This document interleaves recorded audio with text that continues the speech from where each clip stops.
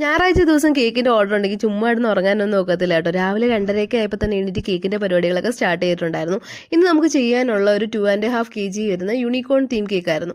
Flavour milky നട്ടായിരുന്നു. അപ്പം crumb കോട്ടിങ്ങും കാര്യങ്ങളൊക്കെ ചെയ്തതിന് ശേഷം ഡയറക്റ്റ് തന്നെ ഫൈനൽ കോട്ടിങ്ങിലോട്ട് പോവുകയാണ്. അപ്പോൾ യൂണിക്കോൺ തീം ആയതുകൊണ്ട് ഔട്ടറിൽ നല്ല കളർഫുള്ളായിട്ട് പിങ്ക് യെല്ലോ ബ്ലൂ ഷെയ്ഡൊക്കെ ആയിരുന്നു. അങ്ങനെ അതൊക്കെ ഫിനിഷിങ് ചെയ്തെടുത്തു.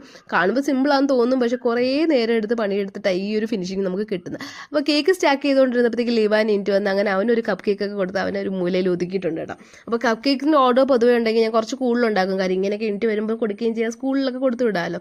അത് കഴിഞ്ഞ് ഞങ്ങൾ നേരെ പള്ളിയിൽ പോയി. ഇന്ന് അൽഫോൻസാമ്മയുടെ പെരുന്നാളായിരുന്നു.